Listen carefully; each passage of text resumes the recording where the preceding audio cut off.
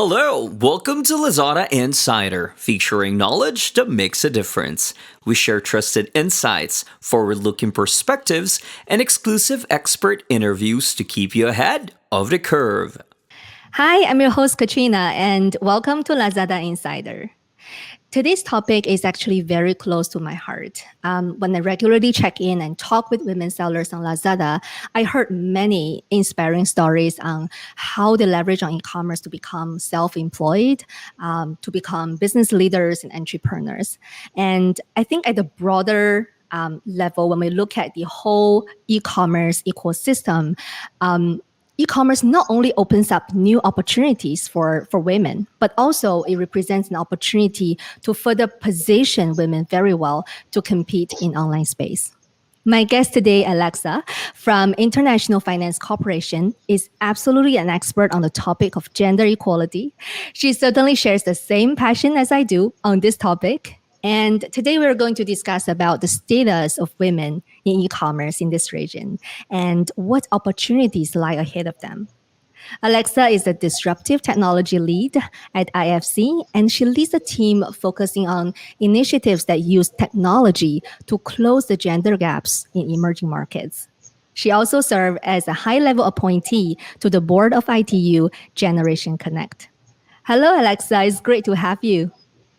Good afternoon, Kat. Thank you for having me. How about let's start with letting our audience know more about you first. Of course. Well, my name is Alexa, and I'm the Disruptive Tech Lead for the International Finance Corporation, which supports the private sector in emerging markets. My team works with tech companies around the world to make sure that women and other underserved groups can access and benefit from emerging technologies.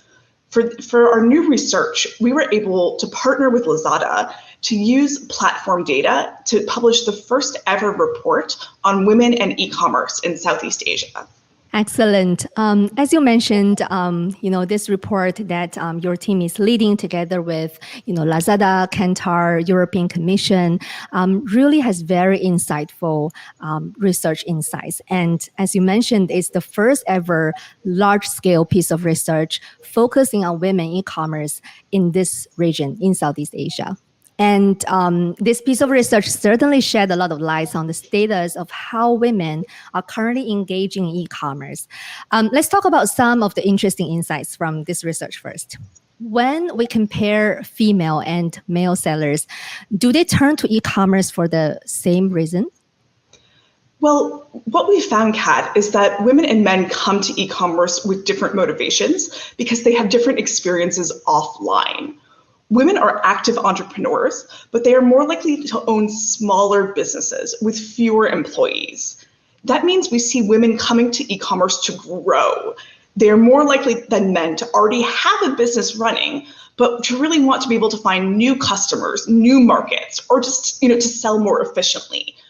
For instance, we found women are more likely than men to start out using social media, so for example, chat apps, but may need support to open a formal online shop where they can reach bigger and greater groups. That means e-commerce platforms are in a unique position to help women entrepreneurs make their ambitions a reality. And there's certainly a business case, as well as a moral case for platforms to do so. Our research found that over $280 billion could be added to the e-commerce market in Southeast Asia by 2030 if gaps between men and women vendors were closed. Of course, that's billions more dollars in the hands of women entrepreneurs. That's certainly a very big size of prize when we talk about empowering women to grow in e-commerce. So are there any differences when it comes to what they require to grow and to scale their online business? Well, I would say that the types of support entrepreneurs need are universal, but women can benefit disproportionately from access to finance and access to training. For instance, women are more likely to face challenges in getting funds to grow and scale their businesses. In Indonesia alone, IFC found that women SME owners face an unmet financing need of over $6 billion. Women also benefit from skills development. Women we surveyed were more likely than men to say they used online training through platforms like Lazada University as well as to have a demand for more and greater training. Right now, a lot of the trainings available online focus on kind of the nuts and bolts of how to use the platform. But there's a real opportunity here to expand offerings. For example, to have mini MBAs that can help women thrive online. So do you see that the pandemic actually plays a role there? How does it affect women versus men sellers differently? Yeah, the COVID-19 pandemic has been a major blow to women entrepreneurs everywhere in the world. The World Economic Forum found that it added over 35 years to the time that we're going to need to achieve gender equality. Southeast Asia was definitely no exception. We found that women during the course of the pandemic went from outperforming men in terms of sales to actually just having about 85% of men's sales on average. So at face value, of course, it's a very pessimistic story, but I prefer to take a more optimistic view.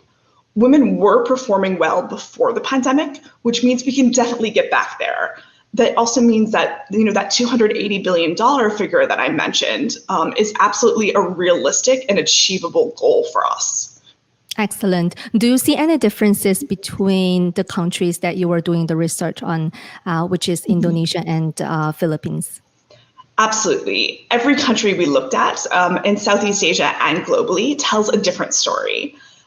In general, we found the Philippines had a higher share of women entrepreneurs who faced lower challenges, particularly in terms of access to finance. This tells us that the environment outside the platform is a hugely important factor for women entrepreneurs. Addressing big picture challenges like digital inclusion, so more women can actually get online to compete, will translate to bigger success for women in e-commerce. Great. So what I'm hearing is that, the pandemic actually carried bigger implications for women sellers versus men.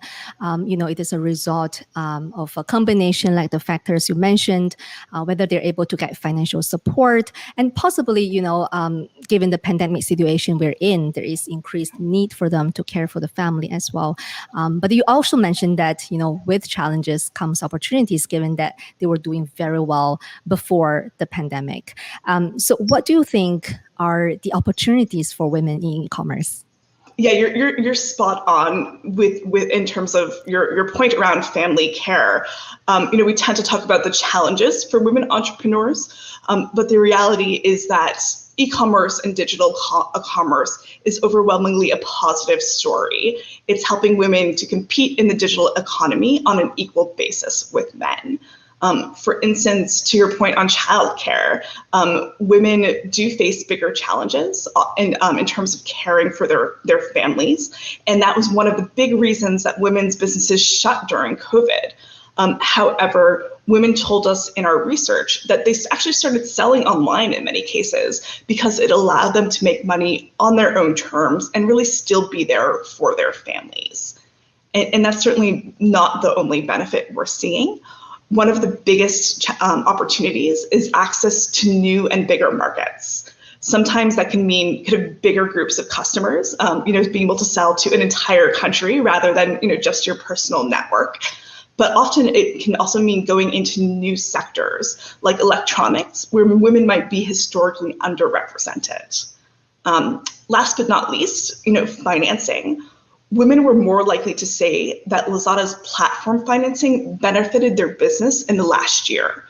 And done right, fintech can mean that the sales histories that women produce online are all that they need to go to a bank or a fintech provider and get the financing they need to grow their business. This is definitely a big opportunity and one that we've only just begun to see the start of.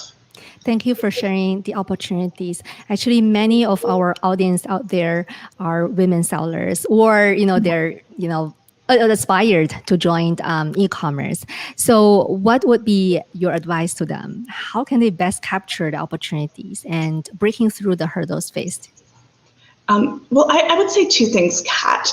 First, one of our interesting findings is that when we looked at men and women's comfort level using the platform, women were just as comfortable selling online, but they still wanted more skill sets and wanted to learn more. That means for the women entrepreneurs out there listening to this, you probably already know more than you think you do and are already kind of ready to really kind of take on the industry.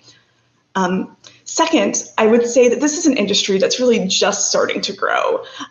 Get in now, even if not everything is ready, even if it's not perfect, you can still grow your business as the industry itself continues to expand. I think I'm very happy that we actually dedicate this episode centering women e-commerce in our discussion. And that is the very important first step that we should take. And I hope that what we discussed today can encourage more women to come onto e-commerce and achieve success. And what you shared also helps players in the e-commerce industry to clearly see where the opportunity lies, to better support, to better empower the women sellers. And if you would like to know more, please head to the IFC website and you can find the full report of women and e-commerce in Southeast Asia there. Excellent sharing, Alexa. It was great discussing with you. Thanks for having me, Kat.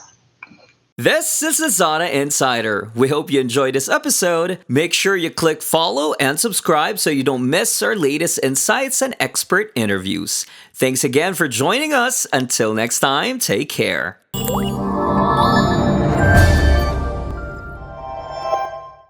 Lazada.